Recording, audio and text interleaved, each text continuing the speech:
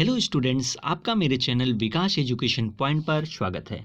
विद्यार्थियों, आज मैं आपको शिक्षा निदेशालय राष्ट्रीय राजधानी क्षेत्र दिल्ली द्वारा दी जाने वाली क्लास 8 के विज्ञान विषय से कार्यपत्रक या वर्कशीट 32 का अध्ययन करेंगे। विद्यार्थियों, यह कार्यपत्रक 10 फरवरी 2021 की है। आइए अध्ययन करते हैं। आज का हमारा टॉपिक है जंतुओं में जनन। बच्चों, आज हम जंतुओं में कायांतरण के बारे में जानेंगे। कायांतरण क्या होता है बच्चों? हम सभी जानते हैं कि मानव, शेर, कुत्ता जैसे सभी जीवों की संतान जन्म के समय अपने माता पिता से मिलते हैं। लेकिन क्या आप जानते हैं कि कुछ ऐसे जीव भी हैं जिनकी संतान जन्म के समय अपने माता पिता से नहीं मिलते? क्या आप उन जंतुओं के नाम बता सकते हैं? रेशम कृमि या रेशम कीट हम कहते हैं जिन्हें बच्चों के जीवन चक्र के बारे में हम कक्षा 7 में पढ़ चुके हैं। अंडा, लार्वा या झिल्ली, लार्वा या कैटरपिलर, प्यूपा या कीट। तो बच्चों, अंडा जो है लार्वा बनता है, लार्वा से फिर कैटरपिलर होता है, फिर कैटरपिलर से कीट का निर्माण होता है, कीट बनता है। हम देखते हैं कि रेशम के कीड़े का कैटरपिलर या प्यूपा वयस्क कीट के रूप में अलग दिखता है। यहाँ वयस्कों में पाए जाने वाले लक्षण नवजात में नहीं पाए जाते हैं। मेढक इस प्रकार के जंतुओं का एक अन्य उदाहरण है। मतलब कैटरपिलर, रेशम कृमि और मेढक, ये दोनों जो है इन दोनों का जो है लक्षण एक जैसा ही है। मेढक के जीवन चक्र में 3 अलग अलग चरण होते हैं बच्चों। पहले अंडे, फिर टैडपोल जिसे हम लार्वा कहते हैं, फिर वयस्क बनता है। जैसे इसमें दिखाया गया चित्र में आप देख सकते हैं बच्चों। तो पहले लार्वा बनता, पहले अंडे होते हैं, ये अंडे हैं। अंडे से फिर टैडपोल बनता है, फिर बाद में हेडपोल बनता है, फिर उसके बाद फिर वयस्क मेढक का निर्माण होता है। तो ये क्रम होता है बच्चों। इस प्रकार से जो है मेढक जो है का जन्म होता है। ठीक है, चलिए। मेढक के अंडे से लार्वा बनता है जिसे टैडपोल कहते हैं बच्चों। मेढक के अंडे से ही लार्वा बनता है जिसे हम टैडपोल कहते हैं। जैसा कि ये हमने आपको बताया, ये अंडा है, यहाँ से ये टैडपोल का निर्माण होता है। टैडपोल में मछलियों की तरह ही पूंछ और पंख होते हैं। वह मछलियों की तरह पानी में तैरने में सक्षम होते हैं। ये जो है टैडपोल जो होते हैं, ये मछलियों की तरह तैरते हैं, पानी में इनके पूंछ भी होता है। एक वयस्क मेढक की पूंछ और पंख गायब हो जाते हैं और जब वह कूदने और तैरने में सक्षम हो जाते हैं। अतः हम कह सकते हैं कि लार्वा का कुछ उग्र परिवर्तनों द्वारा वयस्क जंतु में बदलने की प्रक्रिया को कायांतरण कहलाती है। ठीक है, चलिए आगे देखते हैं बच्चों। जैसे जैसे हम बड़े होते हैं, हम अपने शरीर में किस प्रकार के परिवर्तन देखते हैं? क्या आपको लगता है कि हमारा भी कायांतरण होता है? निश्चित रूप से नहीं, क्योंकि मनुष्य में जन्म के समय से ही नवजात शिशु में वयस्क के समान शारीरिक अंग या लक्षण मौजूद होते हैं। बच्चों, हमारे शरीर में क्या होता है कि हम जैसे बचपन में जैसे होते हैं उसी तरह से हमारे शरीर में कोई परिवर्तन नहीं होता है, हम उसी तरह से बढ़ते हैं।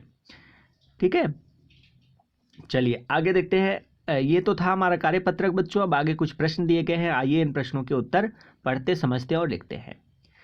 पहला प्रश्न है, कायांतरण को उदाहरण सहित परिभाषित करें। ठीक है, तो इसका आंसर लिखेंगे बच्चों। लार्वा का कुछ उग्र परिवर्तनों द्वारा वयस्क जंतु में बदलने की प्रक्रिया कायांतरण कहलाती है, जैसे मेढक, रेशम कीट आदि। यहाँ पर आप देख सकते हो बच्चों, यहाँ से आप यहाँ से भी लिख सकते हो पहले प्रश्न का आंसर। ठीक है, और इसके उदाहरण में बच्चों हम लिखेंगे क्या? एक तो मेढक हो जाएगा और दूसरा हो जाएगा रेशम कीट जिसे कहते हैं, या क्रीम। ये उदाहरण दोनों हो गए। चलिए नेक्स्ट क्वेश्चन है, दूसरा क्वेश्चन नंबर 2, रेशम के कीड़े के जीवन चक्र की संक्षेप में व्याख्या करना है। तो इसका संक्षेप में व्याख्या करेंगे बच्चों। यहाँ पर देखिए, हमने यहाँ पर भी है, ये पहले अंडे का निर्माण होता है, यहाँ से लिखेंगे बच्चों जीवन चक्र। यहाँ रेशम के कीट के जीवन चक्र 7 कक्षा 7 में पढ़ चुके हैं, इसको नहीं लिखना है बच्चों। जीवन चक्र ऐसे यहाँ तक लिखेंगे रेशम कृमि के जीवन चक्र। उसके बाद अंडा बनता है, अंडा से फिर लार्वा बनता है, लार्वा से कैटरपिलर बनता है, कैटरपिलर से कीट का निर्माण होता है। तो ये है रेशम कीट। तो इसको कैसे लिखेंगे बच्चों, आइए इसको देख लेते हैं। इस प्रश्न का आंसर करेंगे क्वेश्चन नंबर 2 का। तो रेशम कीड़े के जीवन चक्र, तो पहले अंडा बनता है, अंडा से फिर लार्वा, लार्वा से कैटरपिलर, कैटरपिलर से कीट, कीट का निर्माण होता है। तो इस प्रकार से दूसरे क्वेश्चन का आंसर हम कर लेंगे। चलिए क्वेश्चन नंबर 3 है, मेढक के जीवन चक्र को चित्र सहित समझाइए। तो यहाँ से बच्चों आप इसको कर सकते हो, पूरा इसमें दिया गया है। यहाँ से मेढक के जीवन चक्र के बारे में आप लिख सकते हो, पूरा यहाँ तक कायांतरण कहलाती है, यहाँ तक पूरा लिख सकते हैं। ठीक है, तो इसका आंसर हम इस प्रकार से लिखेंगे बच्चों। मेढक के जीवन चक्र का जो है, तो इसका ऐसे लिखेंगे बच्चों।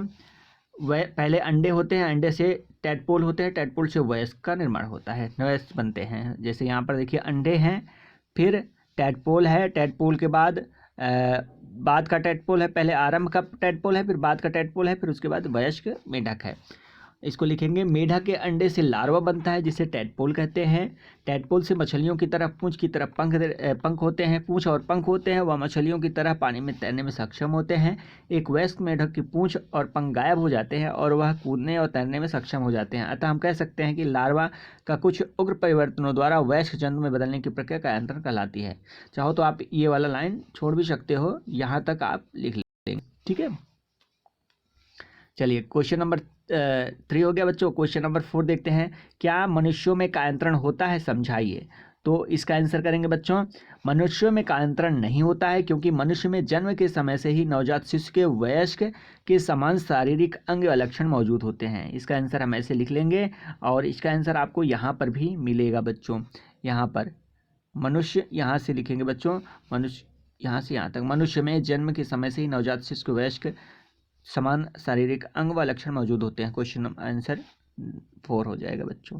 और इसका क्वेश्चन नंबर 4 का आंसर इस प्रकार से करेंगे जो कि यहाँ पर लिखा हुआ है।